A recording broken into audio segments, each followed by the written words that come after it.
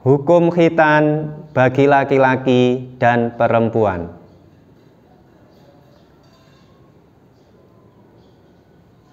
Assalamualaikum warahmatullahi wabarakatuh. Alhamdulillah, wassalatu wassalamu ala rasulillah wa ala alihi wa sahbihi ajmain, amma ba'dah. Bagaimana kabarnya anak-anakku semuanya? Semoga kalian semua dalam lindungan Allah SWT, selalu dalam keadaan sehat dan tetap semangat dalam mengikuti pembelajaran, walaupun pembelajaran masih berjalan dengan online atau pembelajaran jarak jauh. Baik anak-anakku yang saya banggakan, untuk pelajaran hari ini yaitu fikih. Anak-anakku, pada pembelajaran yang lalu kita telah membahas tentang pengertian daripada khitan. Apa anak-anak? Pengertian daripada khitan. Khitan kalau dalam bahasa Jawanya sunat. Ini.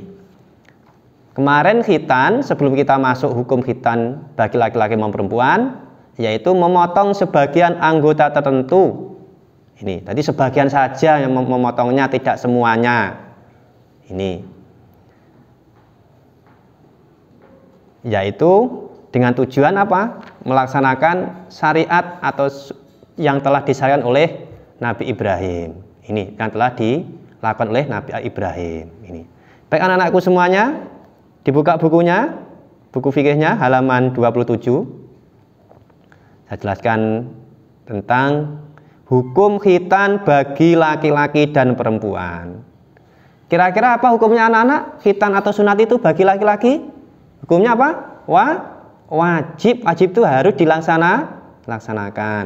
Ayo, kira-kira kelas 5 ini yang laki-laki semuanya ini, kira-kira sudah khitan semuanya atau belum? Ini, kalau belum, segera ya. Mumpung ini pembelajaran jarak jauh, kalau masih belajar di rumah kan bisa. Ini bagi kaum laki-laki atau bagi anak laki-laki yang beragama Islam, ini khitan menjadi tradisi. Tradisi itu kebiasaan anak-anak. Jadi sunat itu sudah menjadi kebiasaan, bahkan menjadi sebuah keharusan anak-anak, karena kewajiban. Khitan hanya dilaksanakan oleh orang-orang Islam saja. Kenapa hanya orang Islam anak-anak? Karena menjadi perbedaan, pembeda antara orang Islam dan non-Muslim. Ini. Jadi kalau kalian sebagai orang Islam, maka wajib melaksanakan khitan bagi laki-laki. Khitan bagi laki-laki hukumnya wajib yang dilakukan sebelum balik. Kenapa kok harus sebelum balik anak-anak? Dilaksanakan sebelum balik. Karena untuk memudahkan anak tersebut menjaga kesucian. Kenapa? Karena dalam melaksanakan kewajiban itu harus dalam keadaan suci. Dalam toharohnya biar lebih mudah. Ini. Maka ketika seseorang itu sudah melaksanakan khitan, maka dia akan mudah untuk melaksanakan toharoh atau bersuci. Ini. Dan khitan bagi perempuan hukumnya sunnah. Jadi tidak wajib, yang wajib hanya bagi laki-laki saja. Hanya sebagai bentuk penghormatan. Seandainya perempuan ingin khitan bagaimana Pak?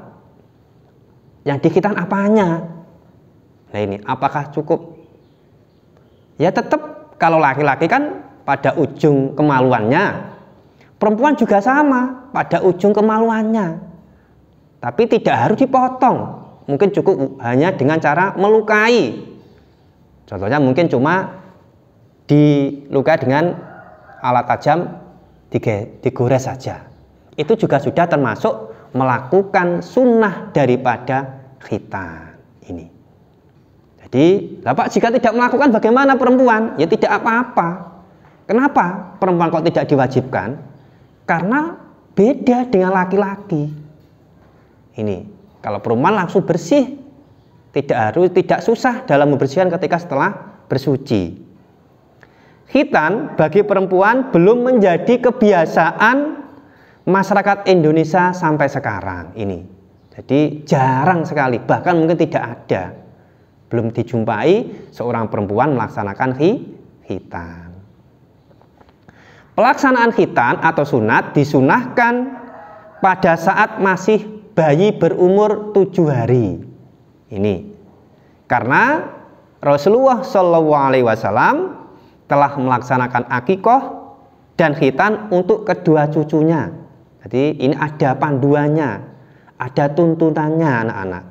Jadi Rasulullah itu menghitani cucunya, yaitu yang bernama Hasan dan Husain di hari ke-7 atau bayi berumur 7 hari anak-anak. Atau yang sekarang namanya walimatul akikoh, yang sekarang akikoh, atau walimatul khitan kalau namanya khitannya walimatul khitan.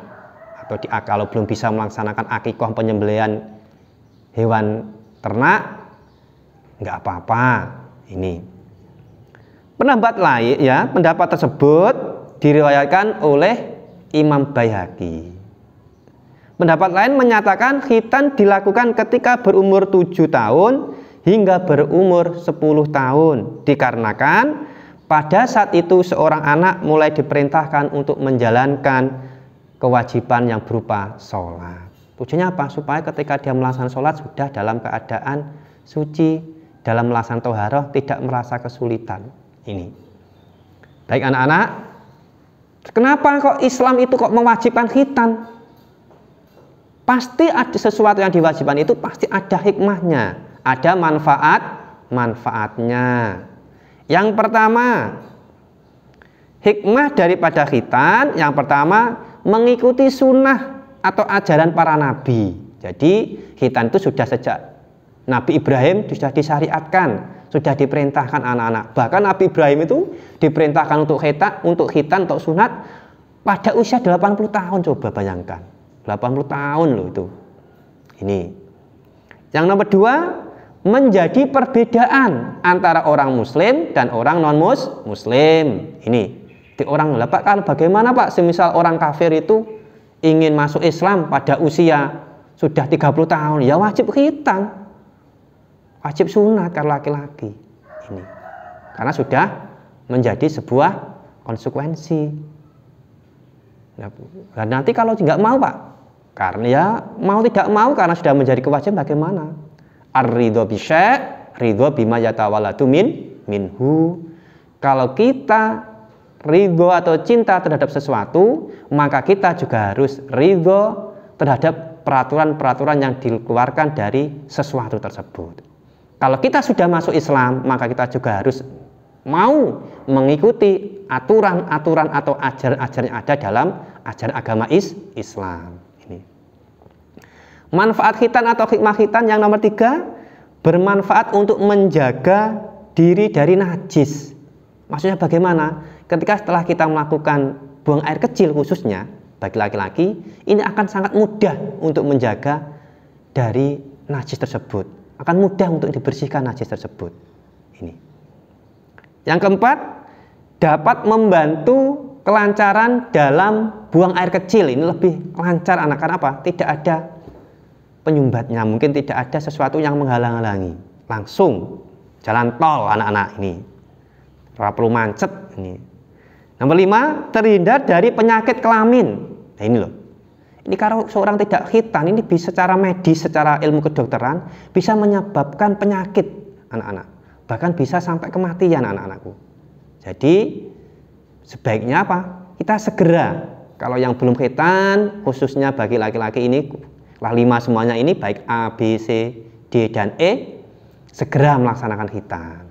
Supaya apa? Kalian selain memudahkan dalam toharoh, juga kalian akan terhindar dari penyakit, supaya dalam keadaan sehat semuanya. Baik anak-anakku semuanya, untuk materi fikih pada hari ini tentang hukum khitan dan hikmah khitan telah selesai kita bahas bersama-sama. Nanti jika memang ada yang perlu ditanyakan, kalian belum bisa mengerti, belum paham dengan baik, bisa ditulis anak-anak, bisa ditanyakan di grup, atau bisa langsung japri kepada Pak Guru. Baik anak-anak, semoga apa yang kita pelajari pada pagi hari ini menambah keilmuan kita dan menjadikan kita menjadi orang yang lebih baik dan menjadi orang yang bermanfaat, baik untuk diri kita sendiri maupun untuk orang lain. Mari kita tutup dengan bacaan tahmid bersama-sama. Alhamdulillahirabbil alamin. Kurang lebihnya mohon maaf. Akhirul kalam. Wassalamualaikum warahmatullahi wabarakatuh.